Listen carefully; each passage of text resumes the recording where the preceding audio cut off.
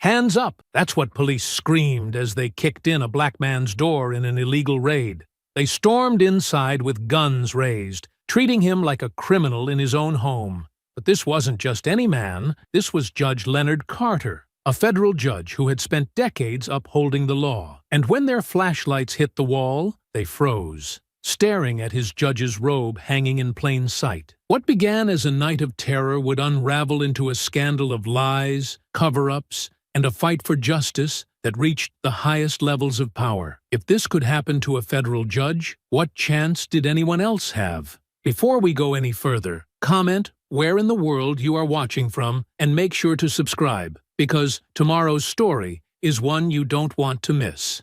The lamp on Judge Leonard Carter's side table cast a warm glow across his living room, illuminating stacks of legal documents spread across his coffee table. His reading glasses perched low on his nose as he studied a particularly complex case file. Years of experience had taught him to look for the subtle details others might miss. Leonard's fingers traced the edge of a particularly troubling affidavit. The case involved allegations of police misconduct, something he'd seen far too often in his 60 years. Growing up in the segregated South had given him a unique perspective on justice, or rather, the lack of it. He'd witnessed firsthand how the law could be twisted to serve the powerful at the expense of the vulnerable. A car passed by outside, its headlights briefly sweeping across his walls. Leonard barely noticed, absorbed in his reading. His fingers tapped thoughtfully against the arm of his chair as he considered the implications of the testimony he was reviewing. Years of experience had taught him to look beyond the words on the page to see the human stories they represented.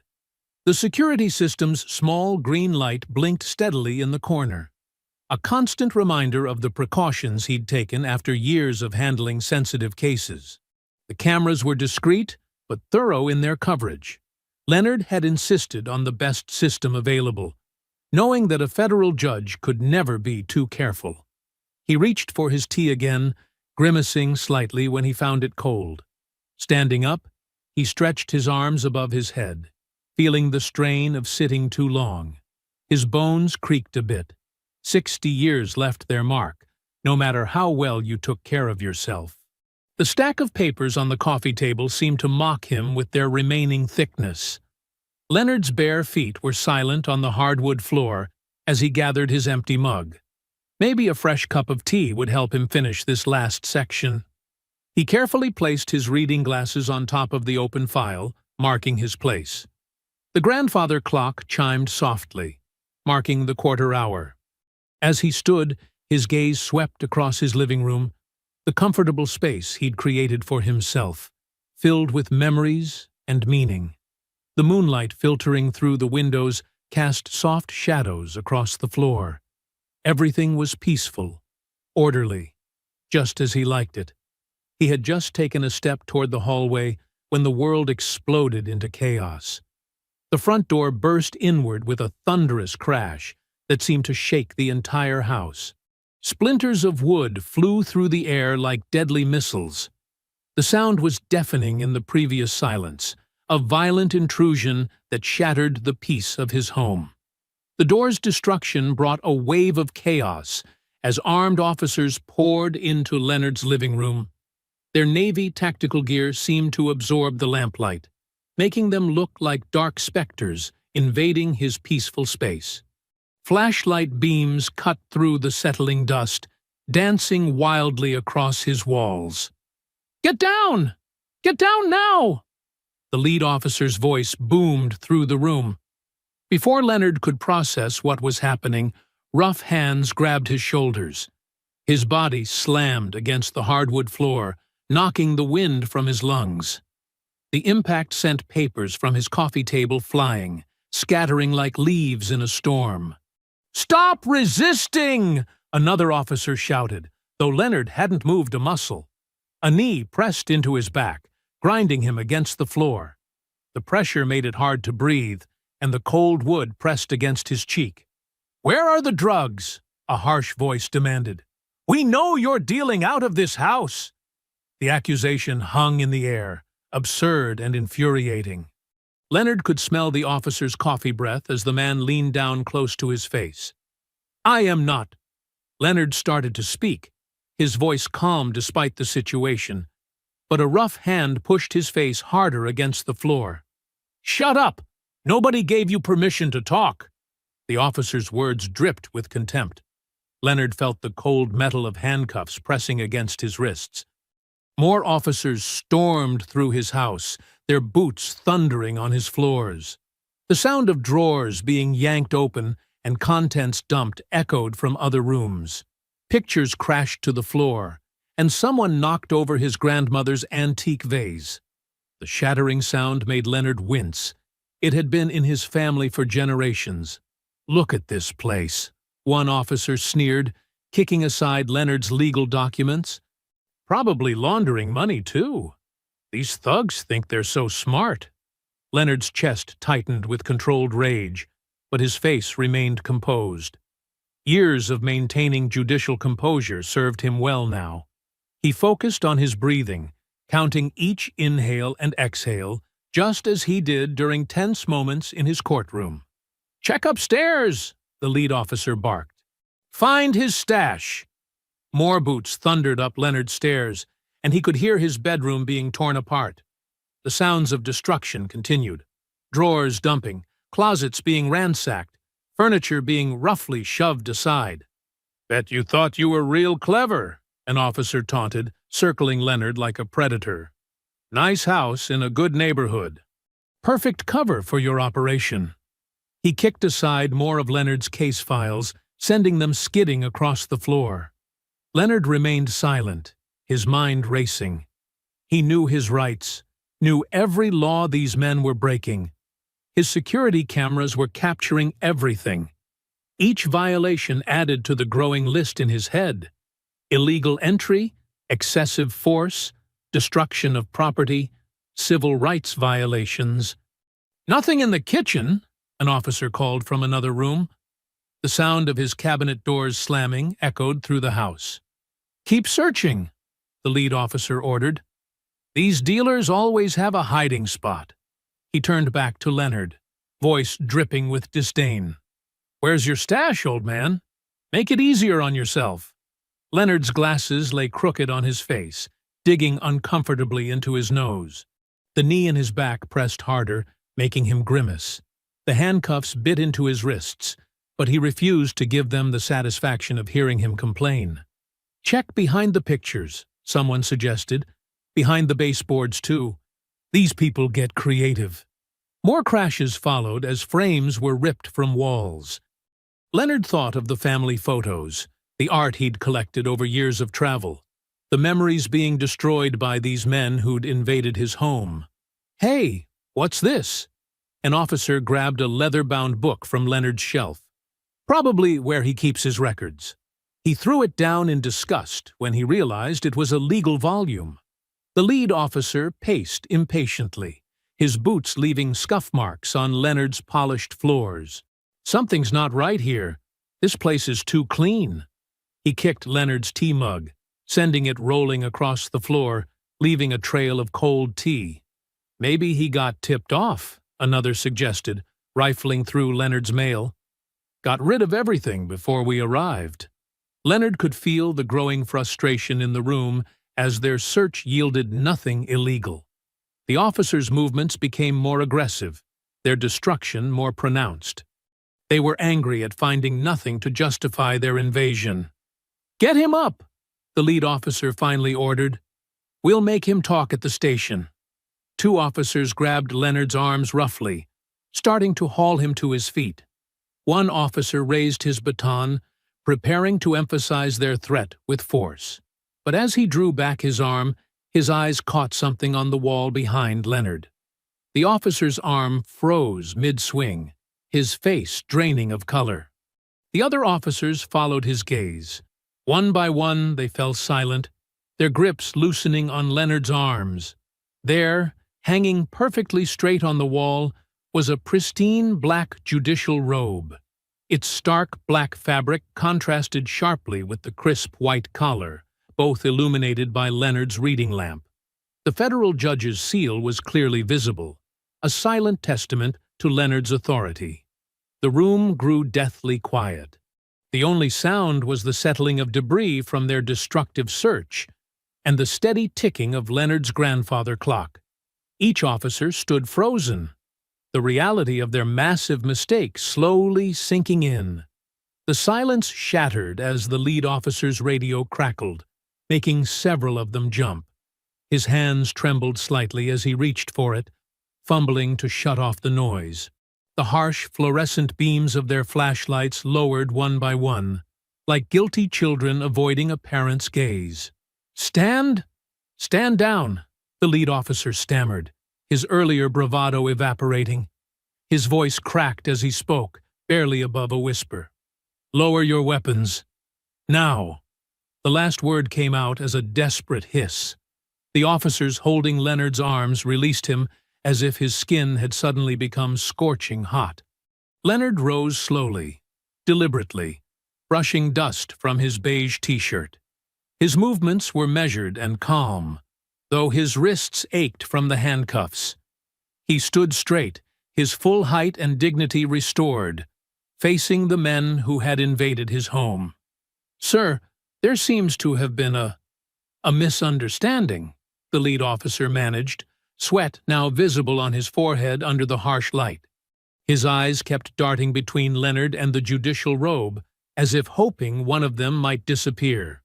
"Remove these handcuffs," Leonard said quietly.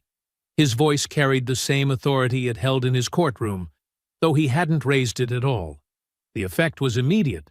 One officer practically tripped over himself to comply, hands shaking as he worked the key.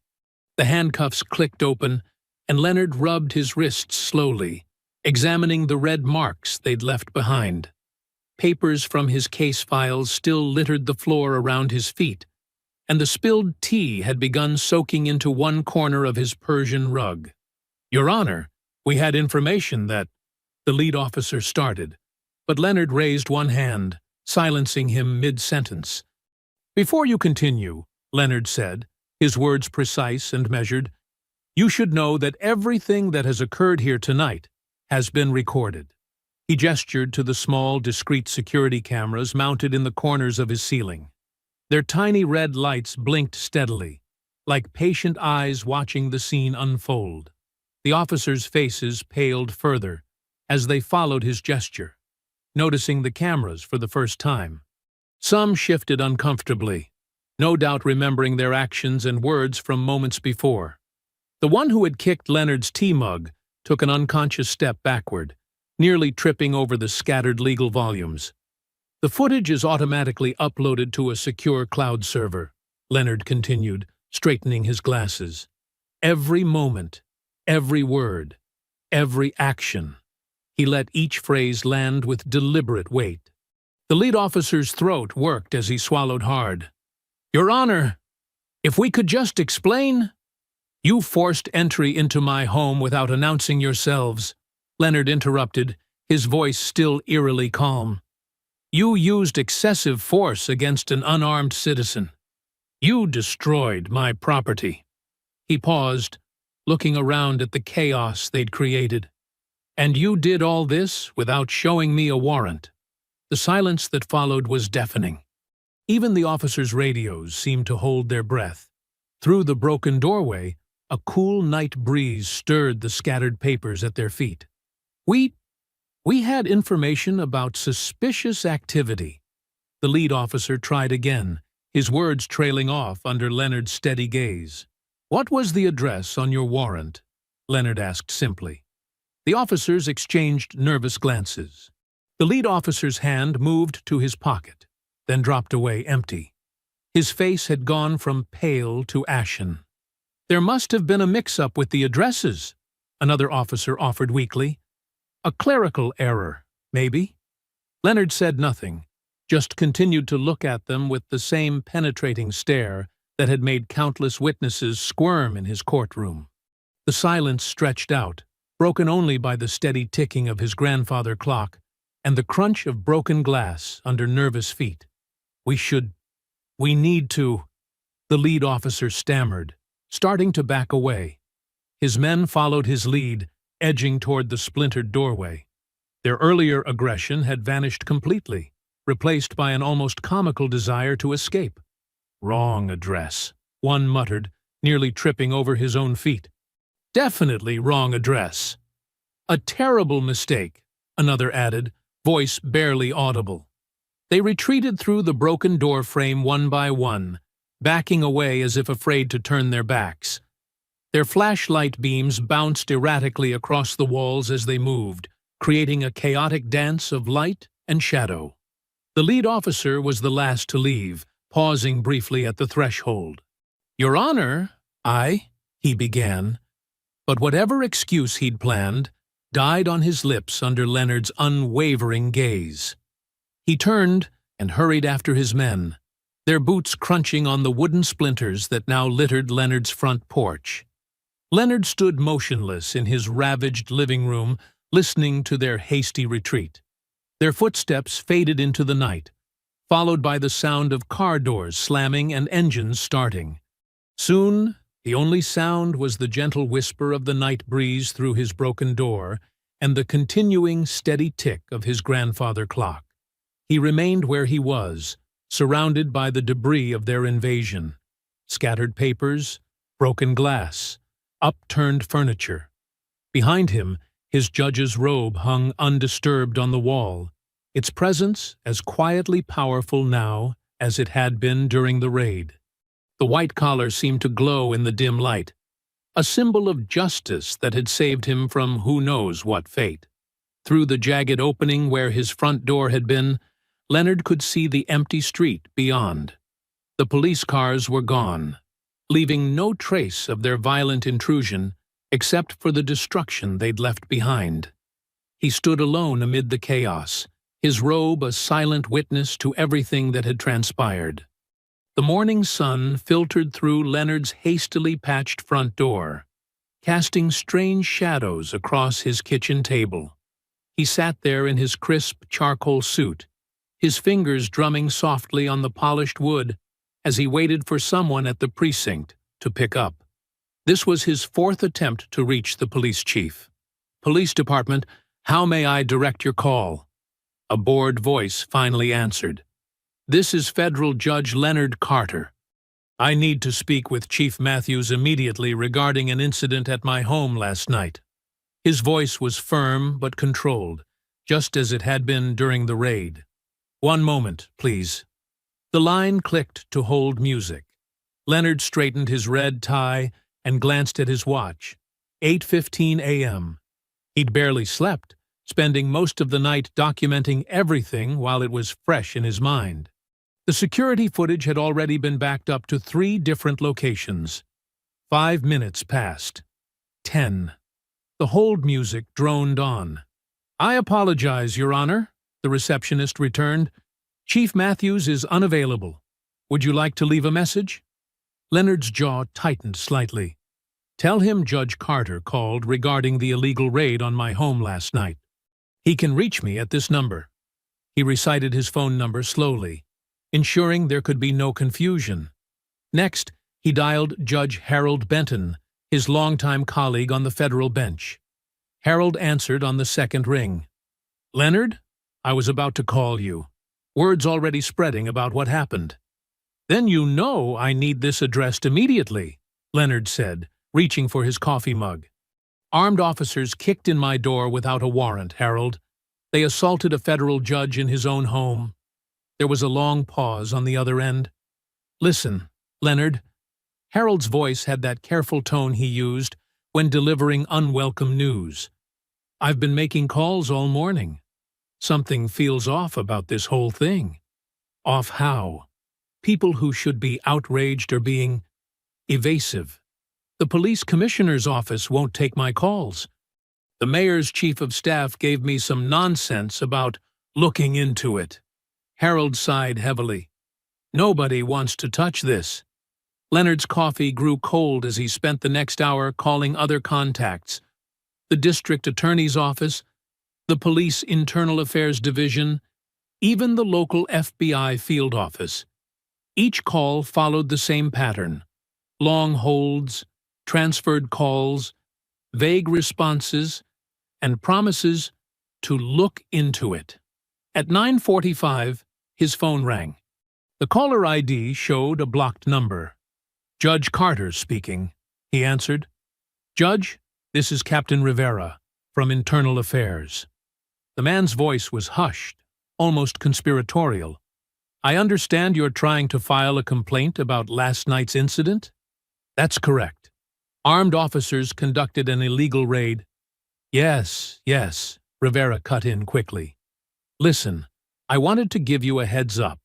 The officers involved are claiming they had actionable intelligence about drug activity at your address." Leonard's grip tightened on his phone.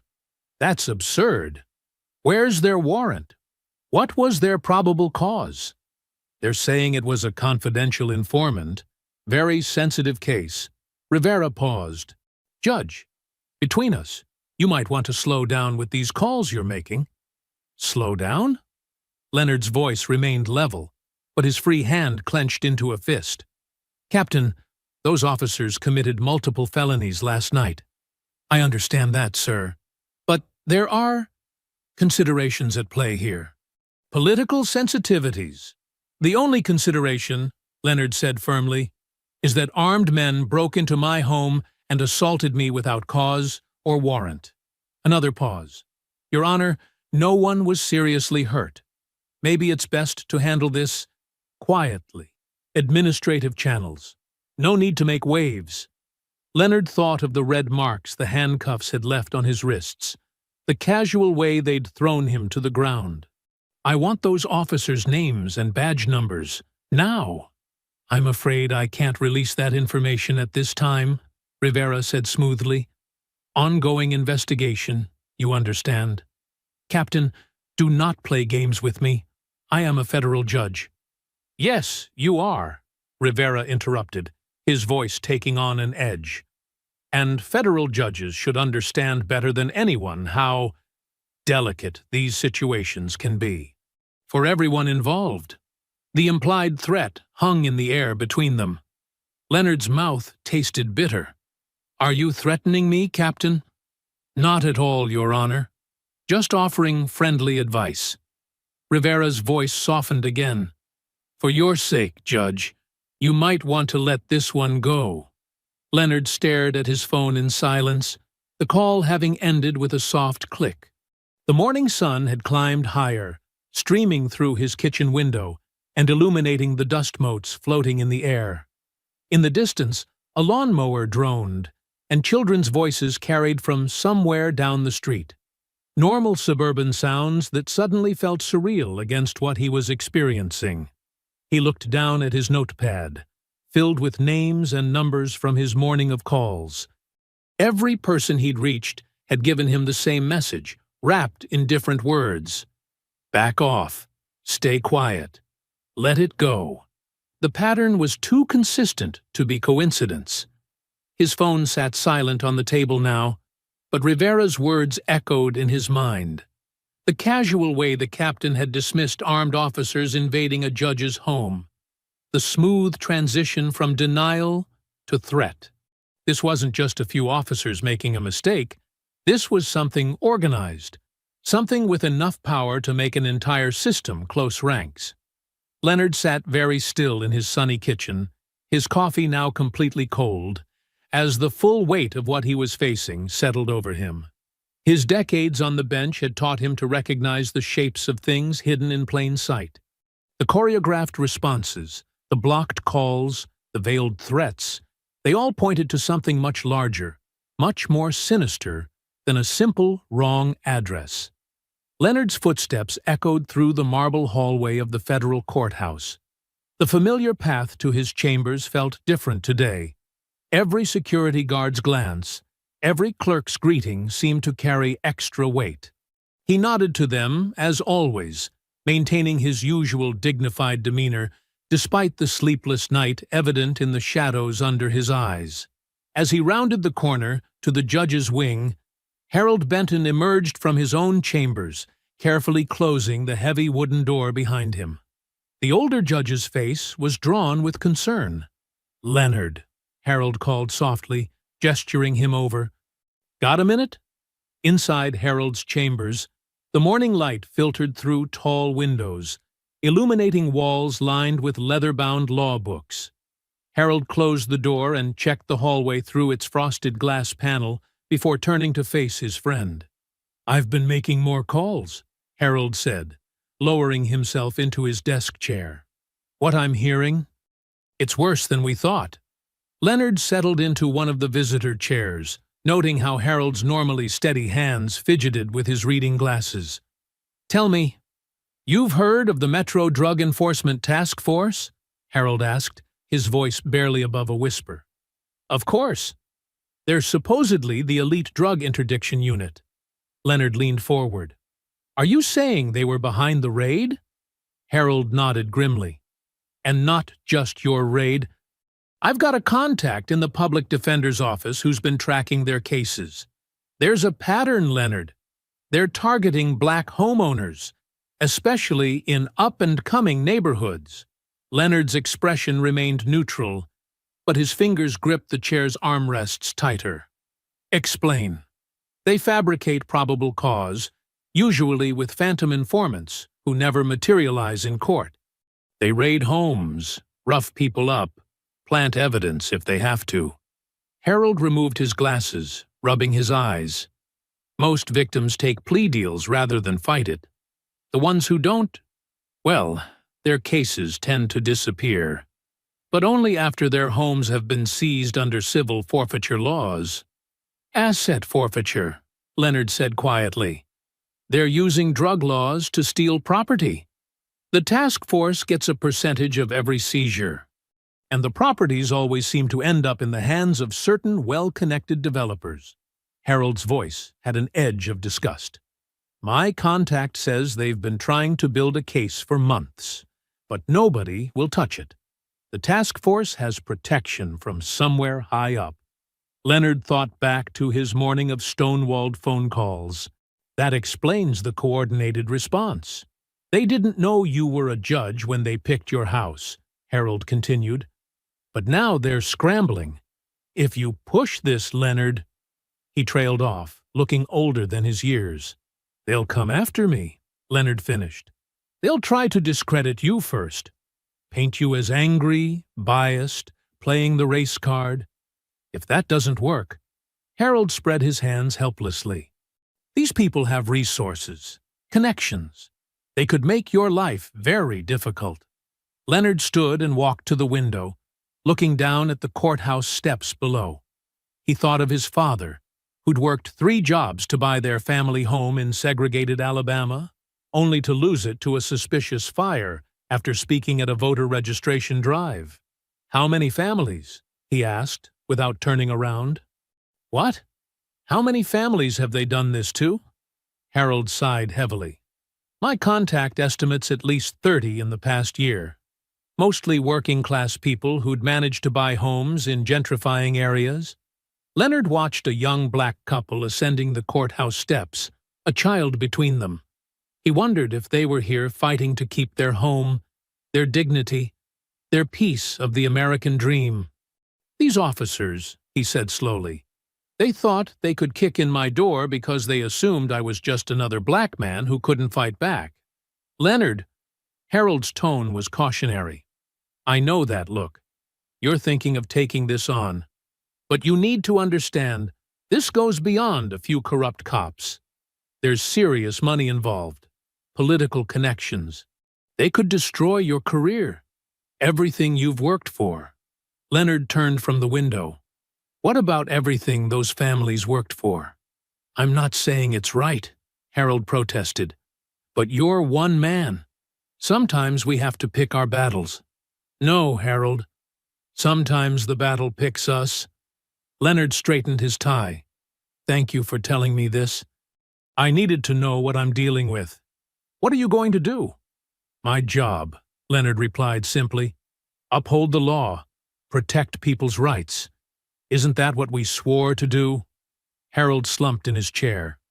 "Just be careful. These people play dirty."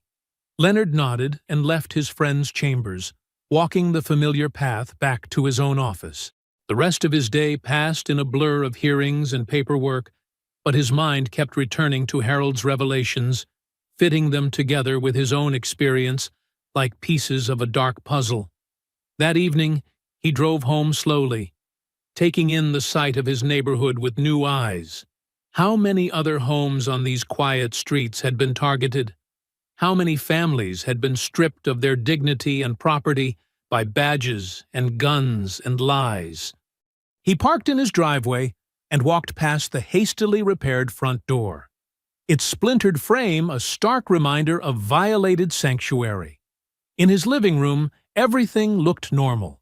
His books, his photographs, his judge's robe still hanging on the wall. But nothing felt normal anymore. Leonard sat in his favorite chair, staring at the damaged doorframe as darkness gathered outside. The house was quiet except for the soft ticking of his grandfather clock. Finally, he opened his laptop, created a new folder, and labeled it simply Evidence. Leonard arrived early at Marie's Diner, a modest establishment far enough from the courthouse to avoid the usual lunch crowd. The morning sun cast long shadows through wide windows, and the smell of coffee and bacon filled the air. He chose a corner booth, where he could see both the entrance and the kitchen, an old habit that felt more necessary now. The bell above the door chimed, and Tanya Green stepped inside. Even without her press credentials visible, Leonard recognized her immediately from her byline photo. She carried herself with the alert confidence of someone used to asking hard questions, her natural hair styled professionally, wearing a deep purple blazer over black slacks. Leonard stood as she approached. "Ms. Green, thank you for meeting me." "Judge Carter." She shook his hand firmly. "I have to admit, your call surprised me. Federal judges don't usually reach out to journalists directly. These aren't usual circumstances." Leonard gestured for her to sit. A waitress approached with coffee pot in hand. "Can I get you folks started with some coffee?" They both nodded, and Leonard waited until their cups were full and the waitress had moved away before speaking again. "I've read your coverage of police misconduct cases. You're thorough, fearless. That's why I called you." Tanya added cream to her coffee, studying him. "You mentioned something about an illegal raid on your home?" Leonard reached into his briefcase and removed a tablet. "Before I show you this, I need your word that nothing leaves this table until we agree on how to proceed." "Of course." Tanya's expression grew serious. "Whatever you show me is off the record until you say otherwise." Leonard queued up the security footage and handed her the tablet. The video began playing, showing his peaceful living room suddenly invaded by violence. Tanya's hands tightened on the tablet as she watched the officers burst in, their weapons drawn, their voices harsh with manufactured authority. "Oh my God!" she whispered as the scene unfolded. When it reached the moment where the officers noticed his judge's robe, her eyes widened. "They had no idea who you were." "No," Leonard confirmed quietly. "They saw what they expected to see. Just another black man they could terrorize with impunity." Tanya rewound the video, watching key moments again with a journalist's careful eye. "The warrant they claimed to have doesn't exist," Leonard finished. "At least, not legally. I've checked every channel. And when you complained? Stonewalled at every level. But it gets worse." He leaned forward, lowering his voice. "I've learned this raid wasn't random. There's a corrupt task force targeting black homeowners, especially in gentrifying neighborhoods. They fabricate probable cause, conduct illegal raids, and use civil forfeiture laws to seize properties." Tanya's reporter instincts visibly kicked in. She pulled out a small notebook. "How many cases?" "At least 30 families in the past year. The properties end up in the hands of certain developers. The task force gets a cut of every seizure. Names of the developers? Not yet. But I have evidence of the pattern, including my own security footage." What I don't have is the reach to make it public effectively. Tanya sat back, processing. You're a federal judge. You could file complaints, launch investigations. Through the same system that's already shown, it will protect its own? Leonard shook his head. This needs to come from outside. The public needs to see what's happening. These families need to know they're not alone. A few moments passed as Tanya sipped her coffee, her mind clearly racing with possibilities. You understand what you're risking? They'll come after you hard. Try to discredit you. Maybe worse. I do. And you're still willing to go public? Leonard's voice remained steady, but his eyes held decades of contained fury. Ms. Green, I grew up watching my father fight for basic dignity in Alabama. I became a judge because I believed in the power of law to protect people. If I stay silent now, knowing what I know, you couldn't live with yourself, she finished, nodding slowly. Exactly. Tanya closed her notebook and looked him directly in the eyes. Judge Carter, I need you to be absolutely certain. Once we start this, there's no going back.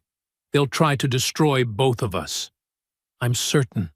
She studied him for a long moment, then reached for her bag and pulled out a small recording device. Then let's do this right.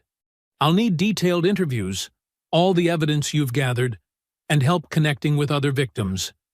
We'll need to build this story carefully. Make it bulletproof. Agreed. Leonard felt a weight lift from his shoulders. Not because the path ahead would be easier, but because he no longer walked it alone. Tanya pressed the record button. Before we start, I want you to know something. I grew up in one of those neighborhoods they target. My aunt lost her house to a suspicious drug raid 10 years ago. Never found any drugs, but she lost everything fighting the seizure. Her voice hardened with determination. If they think they can silence a federal judge, imagine what they're doing to everyone else. Let's expose them. The afternoon sun beat down as Leonard and Tanya walked the tree-lined streets of his neighborhood. Leonard had changed into casual clothes, a polo shirt and khakis, to help people feel more at ease. Every few houses, they stopped to knock on doors. Most folks around here keep to themselves, Leonard explained, wiping sweat from his forehead. After what happened to me, I understand why. Tanya nodded, notebook ready. Fear keeps communities silent. But sometimes all it takes is one person speaking up to break that silence. At the first few houses, they found only empty porches and drawn curtains. Those who did answer spoke in whispers, glancing nervously at passing cars. One elderly woman quickly shut her door when Tanya mentioned police raids. They're terrified, Tanya muttered, scribbling notes. This is worse than I thought. On Cedar Street, they met Mr. Washington, a retired postal worker tending his roses. His hands shook as he described what he'd witnessed 6 months ago. It was just like what happened to you, Judge, he said, leaning on his garden rake. 3 houses down. The Martinez family. Good people. Never caused trouble. Police came at midnight with some big truck. Broke down their door with one of those rams. Did they find anything illegal? Tanya asked. Mr. Washington shook his head. Nothing. But 2 weeks later, the family was gone. House got sold real quick, too. Below market value, from what I heard. Leonard made note of the address. Did anyone try to help them? Who could we call? The police were the ones doing it. Mr. Washington's voice cracked. Their little girl used to play with my granddaughter, 7 years old. I still remember her screaming when they threw those flash grenades inside. 2 blocks over, they found Mrs. Thompson, a schoolteacher who'd lived in the neighborhood for 30 years. She invited them into her kitchen, serving them ice water while she talked. It's not just the raids, she explained, her fingers nervously tracing patterns on the tablecloth. There's intimidation, too. Patrol cars sitting outside people's houses all night. Officers taking pictures of children walking to school. Citations for the smallest things. Grass too long, trash cans left out an hour too long. Creating pretexts, Tanya said. Building paper trails to justify harassment. Exactly. Mrs. Thompson lowered her voice. The Williams family next door got 7 citations in 1 month. Then suddenly there's a drug warrant? James Williams worked at the post office for 20 years. Never touched drugs in his life. Leonard felt his jaw tighten. Where are they now? Moved in with relatives in Georgia. Lost everything fighting the property seizure. As they walked down Maple Avenue, they saw children being hurried inside by worried parents. Blinds snapped shut as they passed. The fear was palpable, hanging in the air like the afternoon humidity. 4 families, Tanya counted, reviewing her notes. All gone within months. All their homes resold quickly.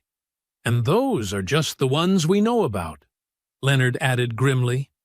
They approached a small yellow house with carefully tended flower beds. Before they could knock, a middle-aged Latina woman emerged from behind a rose bush, gardening shears in hand. Mrs. Alvarez. Leonard stepped forward. I'm Judge Carter from down the street. This is Ms. Green from the Daily Herald. Mrs. Alvarez straightened up, wiping soil from her hands. Yes, I know who you are, Judge. I saw what they did to your house. Her accent was slight, her eyes wary but determined. You're asking about the raids? If you're willing to talk about them, Tanya said gently. Mrs. Alvarez glanced up and down the street, then gestured for them to follow her inside. The house was modest, but immaculate, family photos covering the walls. She disappeared into another room and returned with a manila envelope. This isn't about me, she said, pulling out wrinkled papers. It's about my son Miguel. He bought his first house last year, over on Oak Street. Worked 2 jobs for the down payment. He was so proud. Her voice caught. She spread the papers on her coffee table. An eviction notice, property seizure documents, court orders. Leonard recognized the task force letterhead immediately. They said they found drug residue in his trash, Mrs. Alvarez continued. Claimed they had an informant. But Miguel works in accounting. He doesn't even drink alcohol. She handed the crumpled eviction notice to Leonard. Look who signed it. Leonard studied the signature, his blood running cold. It was the same officer who had led the raid on his home, the same task force. But the date on the notice was from 8 months ago, long before his incident. They took everything, Mrs. Alvarez said softly. His savings, his furniture, even his car. Said it was all bought with drug money. He's living in my basement now, trying to rebuild his life. Tanya photographed each document while Leonard examined the legal language. The pattern was identical to the other cases, but something was different. Miguel Alvarez wasn't black. He was Latino. Mrs. Alvarez, Leonard said carefully, do you know of other Latino families this has happened to? She nodded slowly. 3 on Oak Street alone. All young homeowners, all first-generation Americans. We thought we were being targeted because of immigration. But then we heard about what was happening in other neighborhoods. Leonard exchanged glances with Tanya. The scope wasn't just wider than they'd imagined. It was systematic. The task force wasn't just targeting black families. They were going after any vulnerable homeowners they thought wouldn't or couldn't fight back. The sun had set by the time Leonard turned onto his street. His head was still spinning from all the stories they'd collected, each one more disturbing than the last. As he approached his driveway, his headlights caught something odd. The car seemed to be sitting lower on one side. Leonard parked and stepped out, his shoes crunching on loose gravel. The sound of crickets filled the evening air as he walked around his car. His heart sank. All 4 tires were slashed, the rubber hanging in ragged strips. Quite a message, he muttered, pulling out his phone to take pictures. The flash illuminated deep cuts in the sidewalls. This wasn't random vandalism. These were deliberate, precise cuts meant to ensure the tires couldn't be patched. As he documented the damage, something white caught his eye near the front door. A piece of paper lay folded on his welcome mat. Leonard approached cautiously, using his phone's flashlight to examine it before touching anything. The note was typed on plain printer paper, no fingerprints visible in the harsh light. 2 words in bold letters: "Stop digging." Leonard carefully picked up the note using a tissue from his pocket. Inside his house, he sealed it in a plastic bag, preserving any evidence it might contain. His security cameras would have caught whoever left it. He'd review the footage later. The house felt different now. Shadows seemed deeper.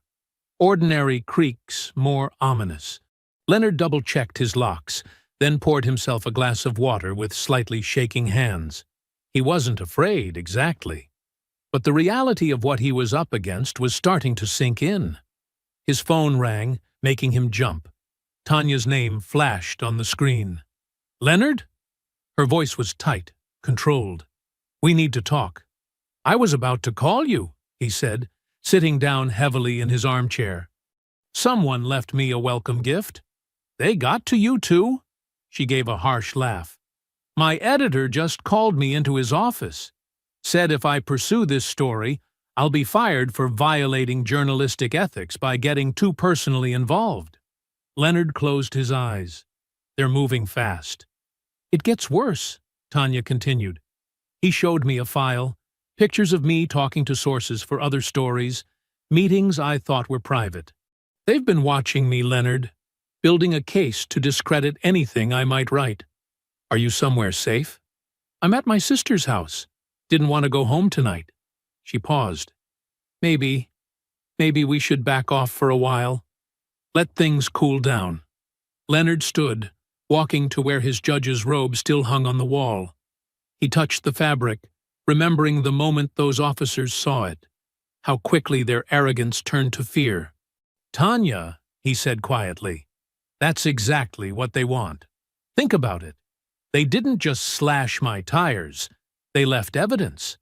They didn't just threaten to fire you. They showed their hand about the surveillance. They want us scared. They want us to know they're watching. But why show their cards like that? Because they're desperate." Leonard began pacing. "We've collected 12 testimonies today alone. Property records, eviction notices, warrant applications, all pointing to the same task force, the same pattern of abuse. And now we know it's not just racial profiling. It's systematic property theft, targeting anyone they think is vulnerable." "My editor mentioned something else," Tanya said slowly. "He said this could damage important relationships between the paper and city officials." "Leonard, I think this goes higher than the police department." "Of course it does." Leonard walked to his study, pulling out the folder where he'd been collecting evidence. "Think about the property sales Mrs. Alvarez mentioned. Houses seized and resold quickly, below market value. Where's that money going? Who's buying these properties? We'd need access to real estate records, transaction histories, which I can subpoena, once we have enough evidence to open a federal investigation." Leonard carefully placed the threatening note into the folder. "They're not just trying to scare us, Tanya. They're trying to stop us before we connect all the dots." There was a long silence on the phone. When Tanya spoke again, her voice was stronger. "My editor gave me till morning to reconsider my position. Said the paper would accept my resignation if I wanted to leave quietly." "What are you thinking?" "I'm thinking I didn't become a journalist to leave quietly." She took a deep breath. "But Leonard, these people, they're not going to stop at slashed tires and threats." "No," he agreed. "They won't. The question is, will we?" Another pause. Leonard could hear her typing something. "I just emailed you something interesting," she said. "Property records for 3 of the seized houses. Different buyers on paper, but look at the notary signatures." Leonard opened his laptop, clicking on her email. "They're all the same person. "A name I recognize from City Hall," Tanya added. "If they're this desperate to shut us down, then we're close," Leonard finished, adding the new documents to his evidence folder. Too close for them to risk letting us continue. Morning sunlight streamed across Leonard's front lawn as people began to gather. He'd chosen 9 a.m. deliberately, early enough to catch the morning news cycle, late enough for working people to attend. Tanya stood beside him on his porch, her press badge hanging around her neck, looking tired but determined after their sleepless night. Neighbors emerged from their homes, some carrying handmade signs demanding justice. Mrs. Alvarez brought folding chairs for the elderly. Children peered curiously from behind their parents' legs. News vans lined the street, their satellite dishes stretching toward the sky like metal flowers. Leonard adjusted his tie, watching the crowd grow. He'd chosen to wear his most formal suit, charcoal gray with subtle pinstripes, but deliberately left his judge's robe inside. This wasn't about his position. It was about justice. "Ready?" Tanya asked softly, holding her notebook. Leonard nodded, stepping up to the simple podium they'd set up.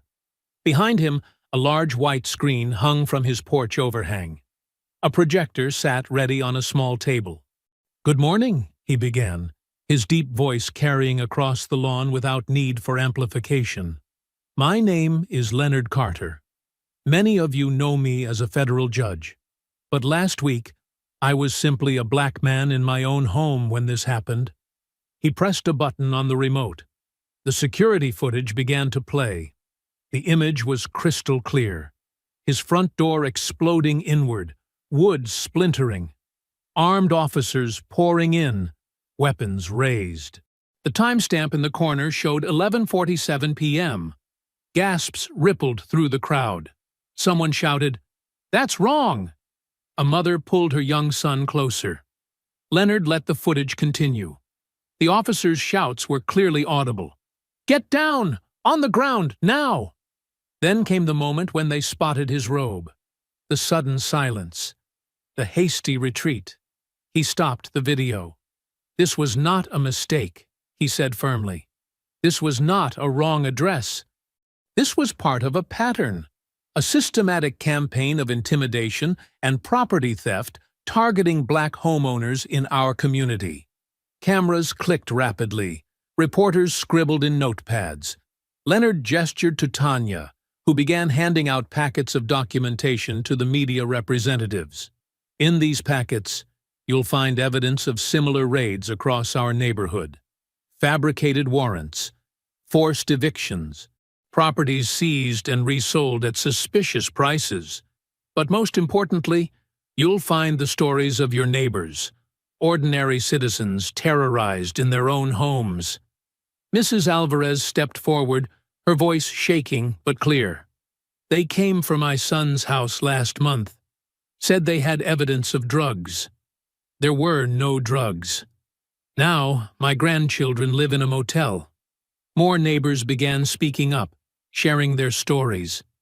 Leonard watched as reporters' expressions shifted from professional interest to genuine shock. This wasn't just about one judge's experience anymore. It was about a community under siege. "Last night," Leonard continued, "after collecting these testimonies, my tires were slashed. A threatening note was left on my doorstep." He held up the bagged note. "But we will not be silenced. We will not be intimidated." Tanya stepped forward. "I'm Tanya Green, investigative reporter. Despite threats to my career, I'm releasing a comprehensive report on this task force's activities. The evidence points to a coordinated effort involving not just police officers, but city officials profiting from these illegal seizures." She held up property records. Same notary signatures. Same buyers operating under different shell companies, all connected to City Hall. Leonard watched as reporters began frantically making phone calls, sending texts. Social media notifications pinged across the crowd as people shared the video in real time. "We stand here today," Leonard said, his voice growing stronger. "Not just as victims, but as citizens demanding accountability. This stops now. The questions erupted. Judge Carter, will you be filing federal charges? Ms. Green, can you name the city officials involved? What about the police chief's response? Leonard raised his hands for quiet. All evidence has been submitted to the appropriate federal authorities, but more importantly, it's now in the public domain. You can't bury what everyone can see. Inside Leonard's living room an hour later, he and Tanya watched the story explode across social media. The footage played on every local channel. National news networks picked it up. Judge's raid and Tarink's police accountability trended on Twitter.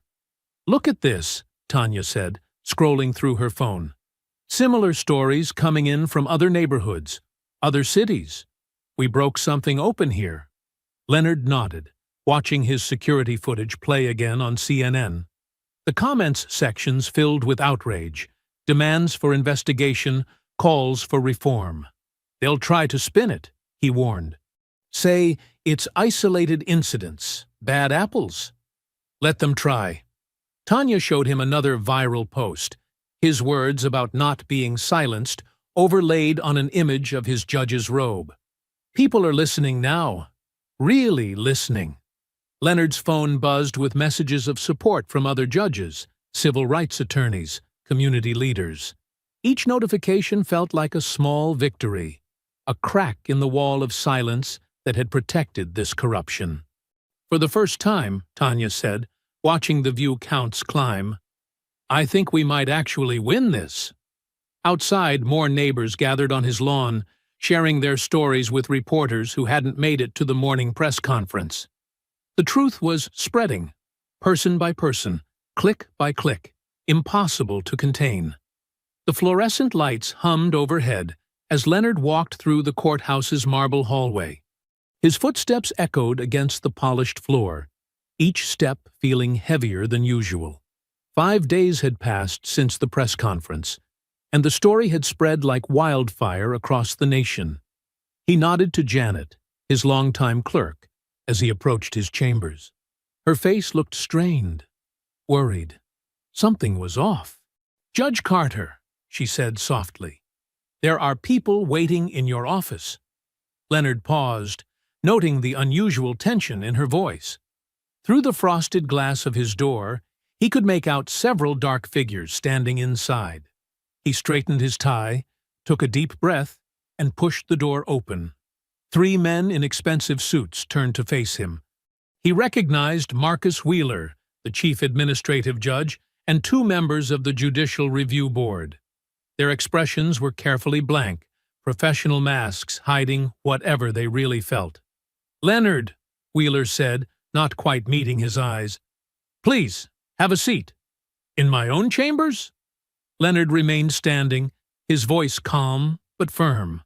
Wheeler cleared his throat and handed over a thick envelope. This is difficult, but given recent events and the media attention they've generated, we're required to take action. Leonard opened the envelope, his fingers steady, despite the anger building in his chest. The document inside was printed on official letterhead. Notice of immediate suspension of judicial duties, pending review. The grounds? Leonard asked, though he already knew.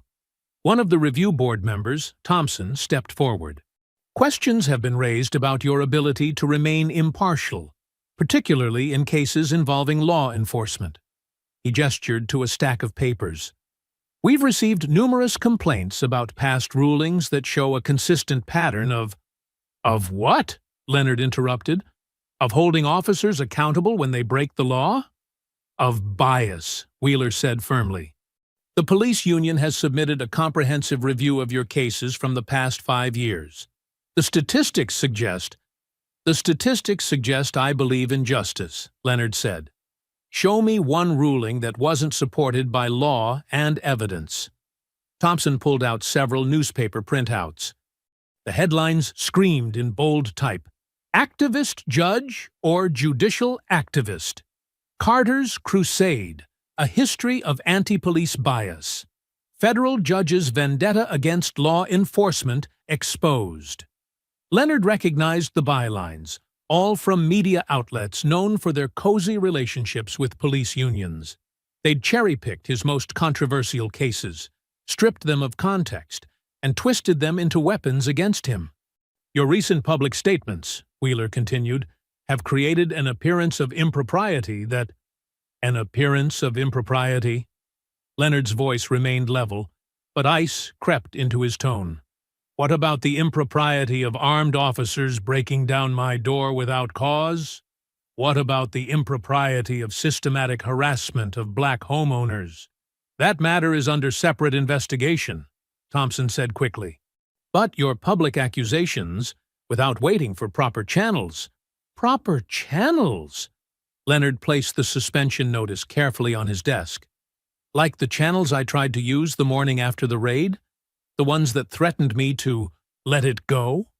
Wheeler shifted uncomfortably. Leonard, please, don't make this more difficult than it needs to be. Step back quietly, let the review process work. If you're cleared— When? Leonard corrected. When I'm cleared. He began gathering his personal items from the desk. A framed photo of his parents, a worn copy of the Constitution, his favorite fountain pen. The men watched in uncomfortable silence. You have until end of day to clear out any personal effects, Thompson said. Your cases will be redistributed. During the review period, you're not to make any public statements about— I know the procedures, Leonard cut him off. I've been on the bench longer than you've been practicing law. Janet appeared in the doorway, tears in her eyes. Judge Carter, I'm so sorry. The press is gathering outside. Someone leaked. Of course they did, Leonard said softly. He placed his belongings in his briefcase, each movement deliberate and dignified.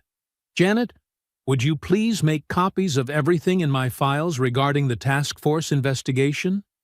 Send them to Tanya Green at the paper and to my home address. You can't remove case files, Wheeler protested. These are personal records, Marcus. Evidence of crimes committed against me and my neighbors. Unless you're suggesting those should disappear too? The implied accusation hung in the air. Wheeler looked away first.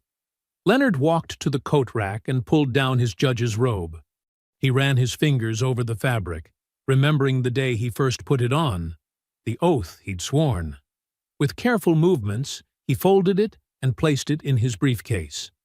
Gentlemen, he said, turning to face them one last time, I look forward to the review board's findings.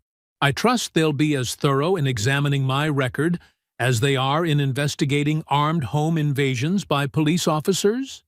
He walked out without waiting for a response, head high as he passed clusters of whispering courthouse staff. News cameras flashed through the windows of the lobby. Reporters pressed against the glass, shouting questions he couldn't hear. In the parking garage, Leonard sat in his car, staring at the courthouse steps visible through his windshield. The building's classical columns rose into the sky, meant to symbolize the permanence of justice. Now they felt like prison bars. His phone buzzed continuously. Messages from colleagues, friends, reporters. The headlines would be everywhere by now. His career, built over decades of careful, principled work, was under attack. His reputation was being smeared in real time. Leonard's hands tightened on the steering wheel until his knuckles went white. He could feel the fury building in his chest, not the hot rage of youth, but something colder, more focused. They picked the wrong man, he whispered to himself, his words echoing in the empty car. Tanya's office was a cramped space, tucked away in a corner of the newspaper building. At night, with most of the staff gone, the fluorescent lights cast harsh shadows across stacks of papers and old coffee cups. Leonard sat in a worn chair beside her cluttered desk, his suit jacket draped over the back, his tie loosened. They can't just suspend you like that, Tanya fumed, pacing between filing cabinets. It's obviously retaliation. They can, and they did. Leonard rubbed his tired eyes. but that's not what matters right now. Show me what you found. Tanya nodded and pulled out a thick manila folder. I've been digging into the task force's financial records, public documents, property transfers, civil asset forfeitures. She spread papers across her desk, pushing aside a half-eaten sandwich. At first, nothing looked unusual, but then I started cross-referencing the dates and addresses of their raids. Leonard leaned forward, scanning the documents. His years of experience reading legal papers helped him spot patterns quickly. These property seizures, they're all in predominantly Black and Hispanic neighborhoods. Exactly. Tanya pulled up a map on her computer screen, red dots marking each raid location. Look at the cluster pattern. They're targeting specific areas, specific demographics. Leonard's finger traced a line of addresses. Mrs. Alvarez's son's house is here. And this one? He tapped another dot. I remember this case. Family of 4. Father worked as a bus driver. They claimed they found drug residue, but the lab tests came back negative. By then, it didn't matter, Tanya said, her voice bitter. They'd already seized the house, sold it at auction. The family couldn't afford to fight it in court. Leonard pulled another document closer, squinting at the fine print. Who's this company? Urban Renewal Partners, LLC? Tanya's eyes lit up. She quickly typed on her keyboard, pulling up corporate registration documents. That's where it gets interesting. Urban Renewal Partners was formed 3 years ago, right when the task force ramped up its operations. Look who's on the board. Leonard read the names, his jaw tightening. James Morrison, retired police captain. Robert Weeks, former city council member. And, he paused, anger flashing in his eyes. Thomas Bradley, current head of the police union. The same police union that's leading the smear campaign against you, Tanya confirmed. She pulled out more papers, spreading them in a timeline. Here's how it works. The task force raids homes on bogus warrants. They claim to find drugs or other contraband, but the evidence always seems to disappear before court challenges. Civil asset forfeiture, Leonard muttered. They don't need a conviction. Just probable cause. Right. The homes get seized, the families get kicked out. Urban Renewal Partners buys the properties at auction, way below market value. They flip them or hold them until gentrification drives up the prices. Leonard started connecting documents, creating a web of transactions.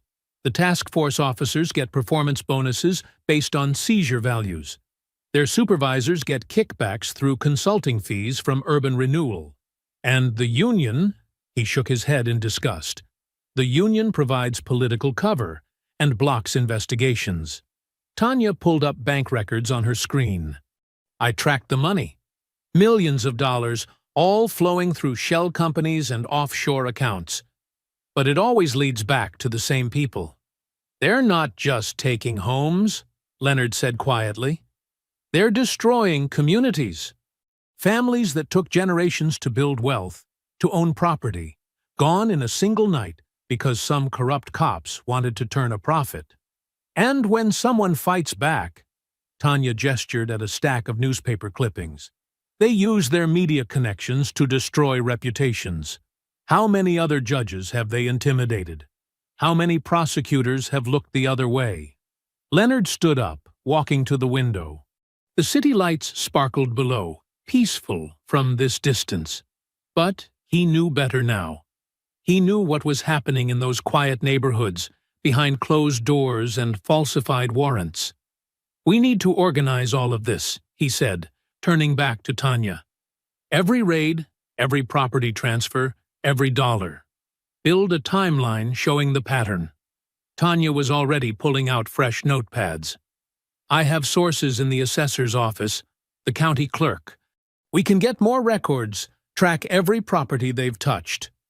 They worked in focused silence for the next hour, sorting documents into categories: financial records, property transfers, personnel files, witness statements. The story emerged clearly now, each piece fitting into a larger puzzle of corruption and greed.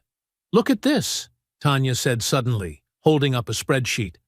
"They have quotas, monthly targets for property values. The task force leaders get bonuses if they exceed them." Leonard took the paper, his expression hardening as he read. "They're treating it like a business, turning police power into profit." He picked up another document, comparing figures.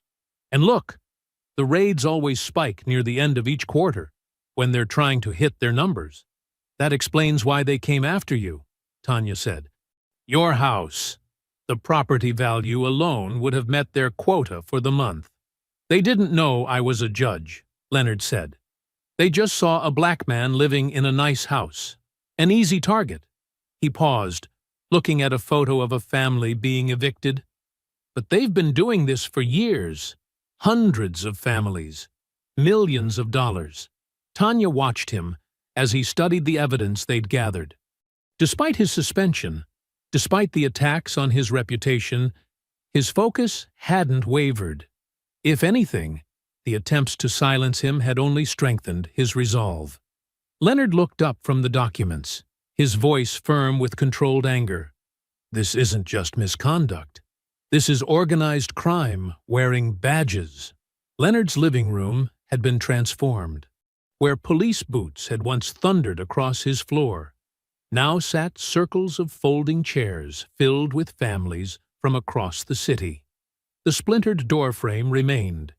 Leonard had refused to repair it, letting it stand as a reminder of that night. Tanya set up her recording equipment on the coffee table, testing the microphone levels. Evening light filtered through the windows, casting long shadows across worried faces. Some people fidgeted nervously. Others sat stone still, their stories waiting to be told. "Thank you all for coming," Leonard said, standing before them in casual clothes, a deliberate choice to help everyone feel more comfortable.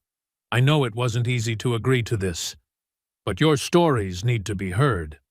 A middle-aged man raised his hand hesitantly. "Judge Carter, what if they come after us like they're coming after you?" "That's exactly why we need to stand together," Leonard replied. "They count on our silence, on our fear. But there's power in numbers, and there's power in truth." Tanya nodded, pressing the record button. "Everything you say will be documented. Names can be changed if you prefer. But these stories, your stories, are our strongest weapon." The first to speak was an elderly woman named Mrs. Washington. Her hands trembled as she described how officers had burst into her home of 40 years at 3 a.m. "They said they had a tip about drugs. My grandson was visiting. He's an honor student at Howard University. They put him in handcuffs, made him lie face down." Her voice cracked. "They went through everything, tore up my family photos, broke my mother's china. Found nothing, of course. But they still took my house. Said my grandson's presence made it a drug-related property." Others began sharing similar stories. A taxi driver described how officers had seized his entire life savings, cash he'd been saving for his daughter's college fund. They said only drug dealers carry that much cash. 20 years of driving double shifts, gone in minutes. A young father holding his 4-year-old son spoke next. "They came during dinner. My boy still has nightmares about the guns, the shouting." The child buried his face in his father's shirt. "We lost everything. Had to move in with my sister." They said they found drug residue in the kitchen. "It was powdered sugar from my wife's baking business." Leonard noticed patterns in their stories. The same officers' names kept coming up, the same tactics, the same threats to stay quiet. Tanya took careful notes, occasionally asking clarifying questions about dates and addresses. A teenager, sitting between her parents, described how officers had mocked her family's accent while ransacking their home. "They kept saying we must be hiding something because we're immigrants. They took Mom's jewelry, said it was probably bought with drug money. That was her grandmother's jewelry from Ecuador." "Did they show you a warrant?" Leonard asked gently. They waved some paper, the girl's father said, but they wouldn't let us read it. When I asked to call our lawyer, they said that would make things worse for us. More stories poured out. A nurse described losing her home because her nephew, who had stayed with her briefly, had a marijuana conviction from years ago. A retired teacher showed pictures of her ransacked bedroom, precious family heirlooms missing after the raid. A small business owner explained how the task force had seized his food truck, claiming it was purchased with suspicious funds. Leonard listened intently to each story, his anger building quietly, but his exterior remaining calm and supportive. These weren't just cases or statistics. These were lives torn apart by greed masked as law enforcement. A young mother named Sarah, holding a sleeping toddler, spoke about how the raids had affected her entire block. It's like they were working their way down the street. Every month, another Black or Hispanic family would disappear. The houses would sit empty.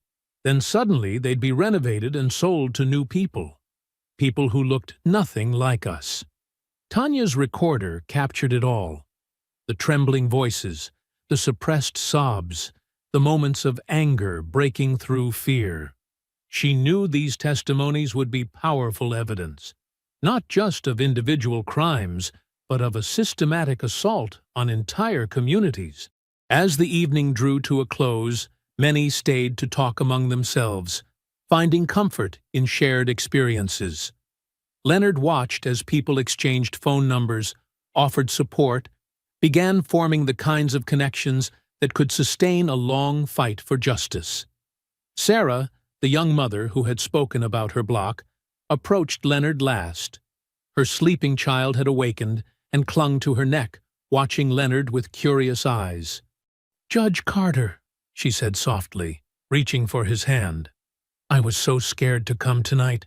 Scared they'd find out, that they'd target us again." She squeezed his hand. "But seeing you, seeing how you're fighting back even after what they did to your career," her eyes filled with tears, "you give us hope. If you can stand up to them, so can we." Leonard felt his resolve deepen as he looked at Sarah and her child, at all the families sharing their pain and courage in his living room. The task force had tried to break him with threats and smear campaigns, but they'd given him something far more powerful than fear. They'd given him a cause worth fighting for, and a community ready to stand with him. The marble halls of the Capitol echoed with footsteps as Leonard Carter walked toward the hearing room, his evidence briefcase heavy with the weight of hundreds of shattered lives. Tanya Green fell into step beside him, her press badge swinging with each stride. "You ready for this?" she asked quietly. Leonard adjusted his tie. "Been ready since the night they kicked in my door." The hearing room buzzed with tension. Rows of polished wooden benches filled with journalists, activists, and families who'd flown in from across the country. Some of the raid survivors Leonard had interviewed sat together near the front, including Mrs. Washington and Sarah with her young child. Their presence strengthened his resolve. At the raised committee table, 7 senators settled into their chairs, shuffling papers and adjusting microphones. Leonard recognized Senator Diana Martinez, known for her fierce advocacy against police corruption, sitting in the center position. Tanya squeezed Leonard's arm before finding her seat in the press section. She pulled out her recorder, determined to capture every word of what was about to unfold. Leonard walked to the witness table, placing his hand on the Bible. After being sworn in, he sat down and adjusted his microphone. The room fell silent.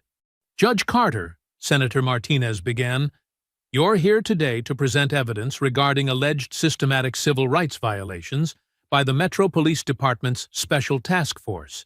Please proceed." Leonard's voice carried clearly through the chamber. "Thank you, Senator. 3 months ago, armed officers broke down my door in the middle of the night, claiming to have a warrant for a drug search. They didn't know they were raiding a federal judge's home. But more importantly, They didn't know I had security cameras. He nodded to a staff member who played the raid footage on large screens around the room. The violent entry, the shouting officers, the moment they spotted his judge's robe.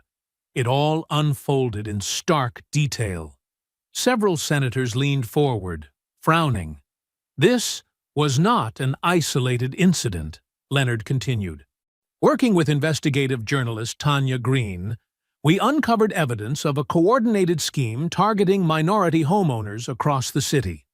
He opened his briefcase, removing stacks of documents. These are falsified warrant applications, all following the same template. These are financial records showing properties seized through these raids being quickly resold at massive profits. And these, he lifted a thick folder, are testimonies from families whose lives were destroyed. Leonard's voice remained steady as he read from Sarah's statement. They took everything we spent years building. Our home, our savings, our dignity. All based on lies. Senator Martinez studied a document. Judge Carter, these warrant applications appear to have irregularities. Can you elaborate? The task force repeatedly used a single confidential informant as justification for dozens of raids. An informant who, our investigation reveals, doesn't exist. They fabricated evidence to target specific homes. Homes that were later seized and sold through a network of shell companies. A murmur rippled through the audience. Leonard produced more papers. These documents show the flow of money from seized properties through various accounts. But most disturbing is where those profits ultimately led. He slid several financial reports across the table. Account statements showing regular payments to shell companies owned by Police Chief Alan Doyle and Mayor Charles Whitmore. They weren't just aware of this program, they were directly profiting from it. Gasps echoed through the chamber. Several senators bent their heads together, whispering urgently. In the audience, Tanya gripped her recorder tighter, her eyes wide. The evidence is clear, Leonard said.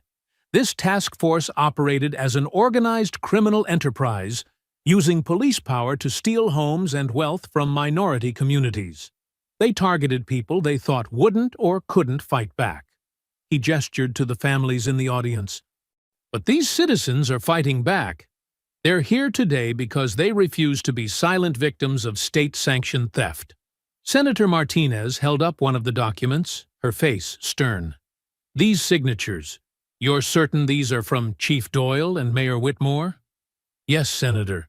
They personally approved each raid and property seizure. The dates and amounts correspond directly to suspicious deposits in their hidden accounts.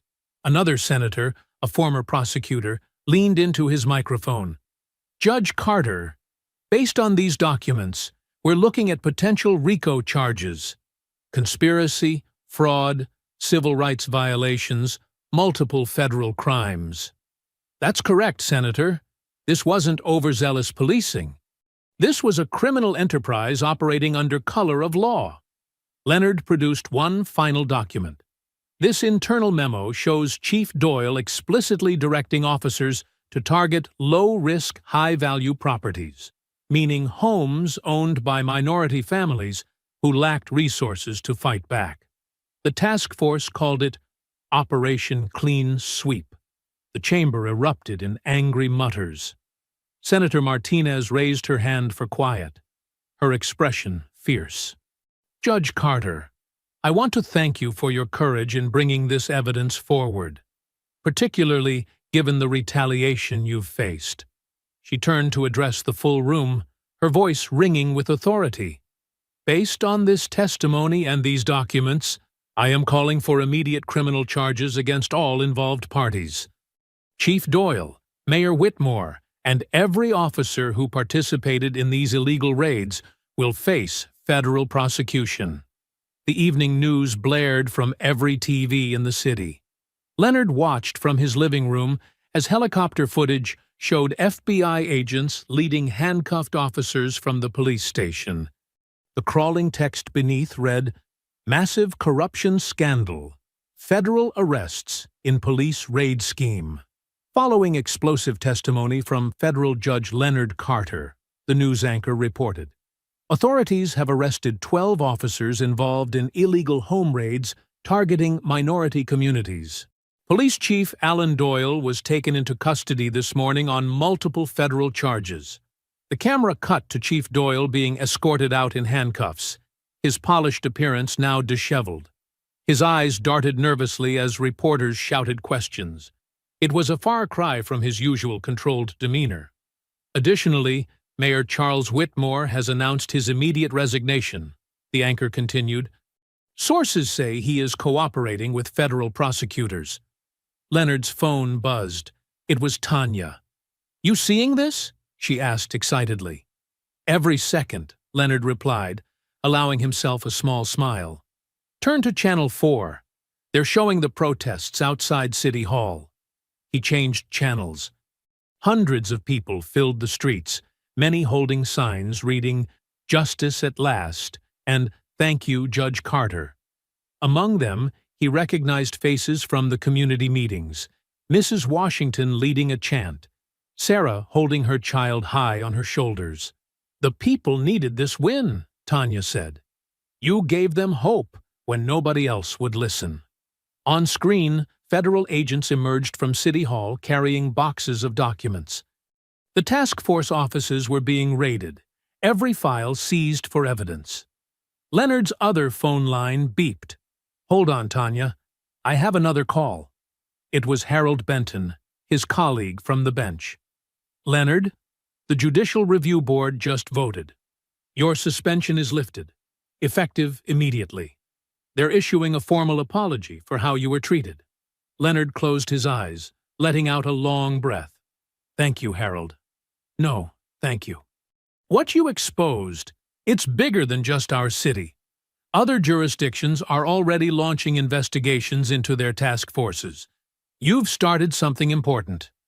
After hanging up, Leonard stood before the repaired front door of his home, remembering that violent night that started it all. The splintered wood was gone, replaced by solid oak, but the memory remained, along with the lesson it taught about standing firm against injustice. The next morning, Leonard parked in his usual spot at the courthouse. As he walked toward the entrance, he noticed something different. People were gathering, court staff, lawyers, community members. They lined the steps, creating a path. Mrs. Alvarez was there with her son. Sarah stood nearby with other raid survivors.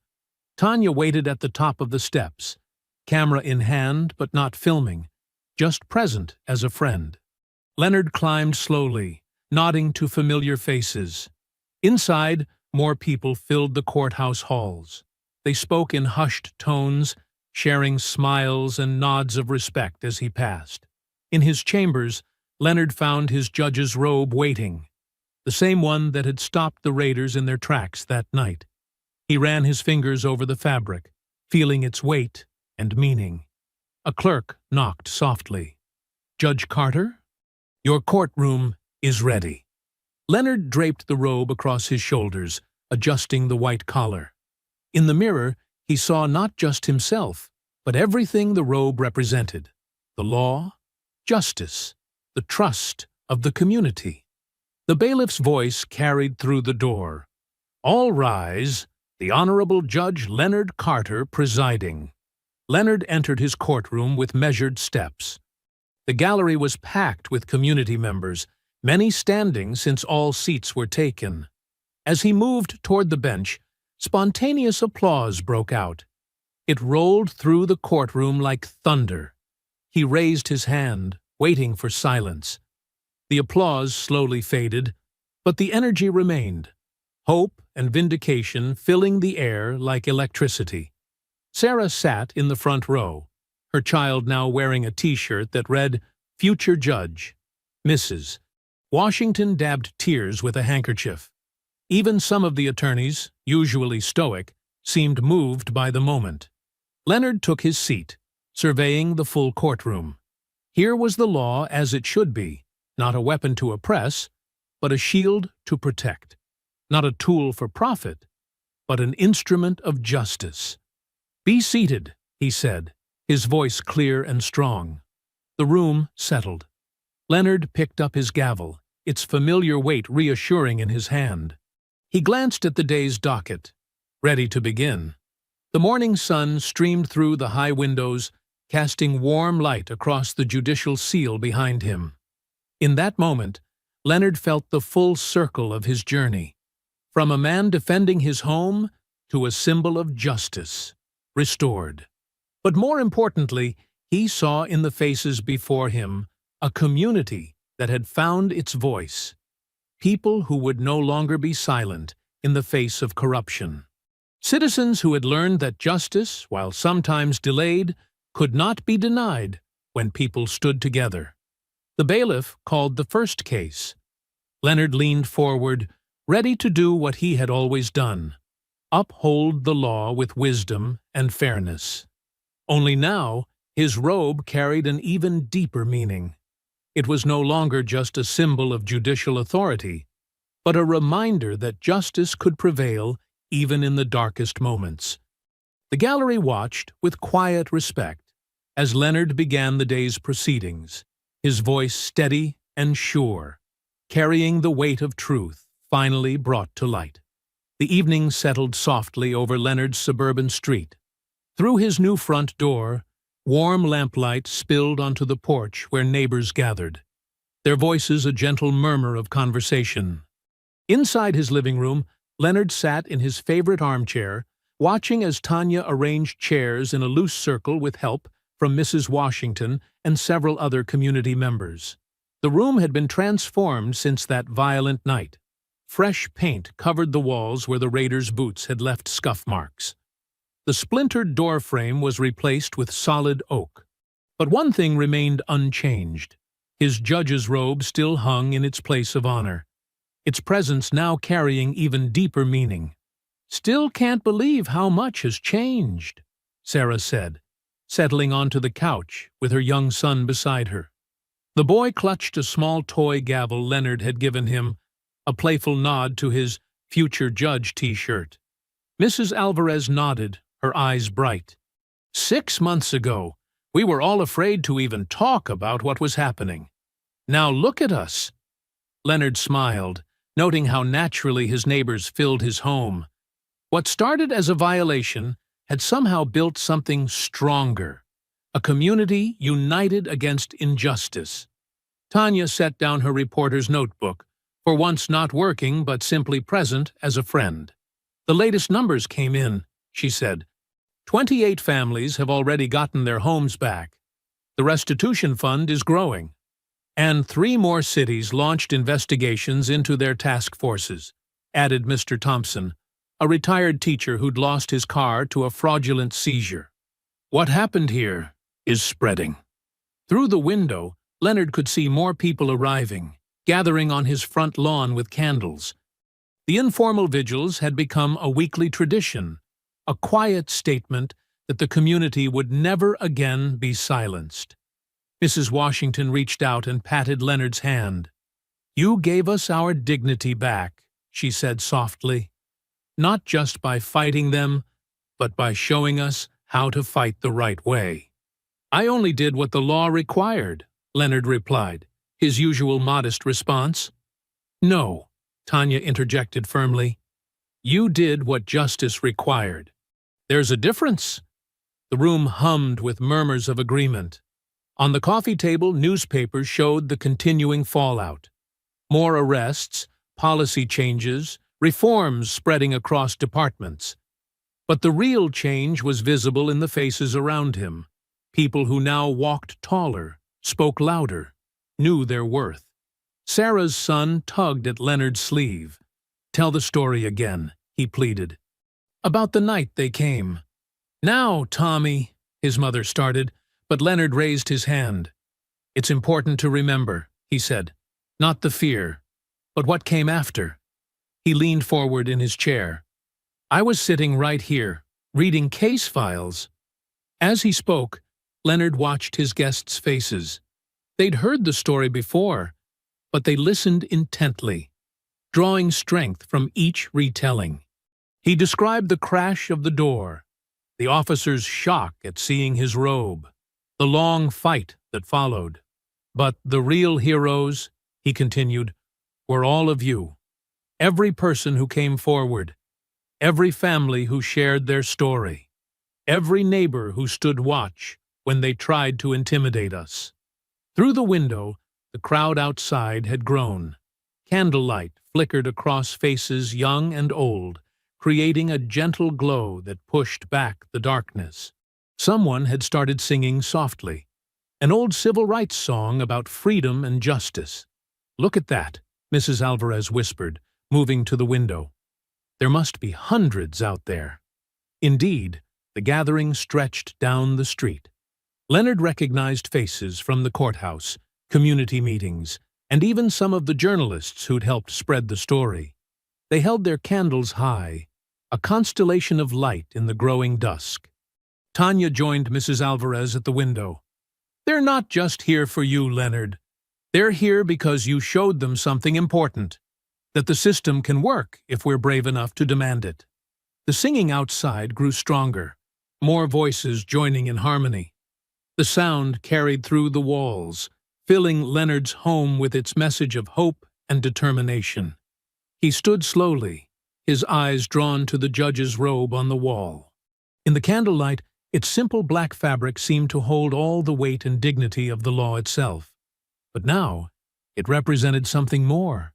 Not just authority, but responsibility. Not just power, but purpose. "You know," he said quietly, "when they first broke down that door, I thought they were trying to destroy something. My home, my dignity, my faith in justice." He turned to face his gathered friends. But they failed. Instead, they helped build something stronger. The room fell silent, waiting. They thought they could intimidate one judge, one neighborhood. Instead, they woke up an entire community. They showed us that justice isn't just something that happens in courtrooms. It's something we have to fight for together. Outside, more people were arriving with candles. The light grew stronger, pushing back the evening shadows. Leonard moved to the window, watching as neighbors greeted each other, shared stories, stood together in quiet solidarity. Mrs. Washington joined him, her voice soft but firm. "They thought they could break into your house and break your spirit. Instead, they helped us all find our strength." Leonard nodded, feeling the truth of her words. The room behind him was filled with friends and allies. The street outside glowed with candlelight and hope. His home, once violated, had become a symbol of resistance and renewal. I hope you enjoyed that story. Please like the video and subscribe so that you do not miss out on the next one. In the meantime, I have handpicked 2 stories for you that I think you will enjoy. Have a great day.